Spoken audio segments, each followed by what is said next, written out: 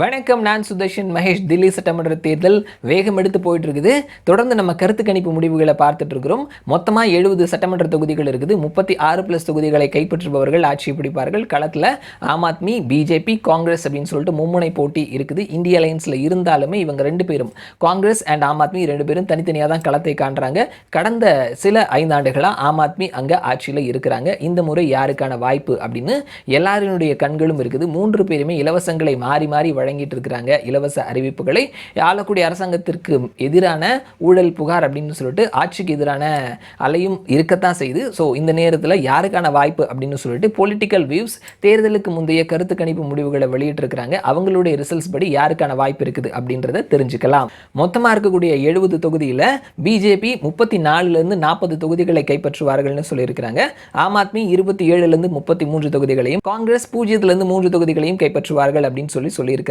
So அவர்களினுடைய அந்த findings படி பார்க்கும் பொழுது பிஜேபி 20 வருஷத்துக்கு அப்புறமா மீண்டும் ஆட்சி அமைக்கிறதுக்கான வாய்ப்புகள் இருக்குது அப்படின்றத சொல்லியிருக்கிறாங்க. இந்த முறை ஆம் ஆத்மியை பொறுத்த மட்டும் கெஜ்ரிவால் சிஎம்முக்கு, கெஜ்ரிவால் ஃபார் சிஎம் அப்படின்ற ஸ்லோகன் தான் ஒர்க் அவுட் ஆகுமே தவிர அவர்கள் கொடுக்கக்கூடிய ஃப்ரீபீஸ், இலவசங்கள் களத்தில் ஒர்க் அவுட் ஆகலை. மக்கள் அதை பெரிய அளவில் ரிசீவ் பண்ணல அப்படின்றதையும் அவங்களுடைய ஃபைண்டிங்ஸாக கொடுத்துருக்குறாங்க.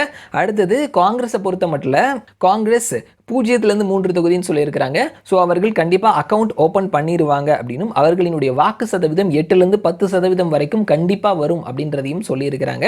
ஸோ காங்கிரஸும் ஒரு நல்ல ஃபைட் கொடுக்குறாங்க. அது சீட்டாக கன்வெர்ட் ஆகாட்டி கூட 8லேருந்து 10% வரைக்கும் வாக்கு சதவீதத்தை பெறுவார்கள். போன முறை அவர்கள் 5%க்கு முள்ள தான் வாக்கு பெற்றிருந்தாங்க. ஸோ இந்த முறை 8லேருந்து 10% வாக்குகளை அவர்கள் பெறுவாங்க அப்படின்றதையும் பொலிட்டிக்கல் வியூஸ் அவர்களினுடைய ஃபைண்டிங்ஸாக கொடுத்துருக்குறாங்க. ஸோ ஓவராலாக பார்க்கும் பொழுது பிஜேபி 34லேருந்து 40 தொகுதிகள் வரைக்கும் பிடிப்பாங்க. Minimum பிடித்தாங்கன்னா 34, Aam Aadmi maximum பிடித்தாங்கன்னா 33. அவர்கள் மெஜாரிட்டி தொடல. ஸோ இங்கே பிஜேபிக்கான வாய்ப்புகள் இருக்குது அப்படின்றத கவனிக்க முடிகிறது. மேக்ஸிமம் பிடித்தாங்கன்னா 40 சீட். ஸோ பொலிட்டிக்கல் வியூஸ் இவர்களினுடைய கருத்து கணிப்பு முடிவுகள் படி பார்க்கும் பொழுது 20 வருஷத்துக்கு அப்புறமா பிஜேபி அங்கே மீண்டும் ஆட்சியை பிடிக்கிறதுக்கான வாய்ப்புகள் இருக்குது அப்படின்னு சொல்லியிருக்கிறாங்க.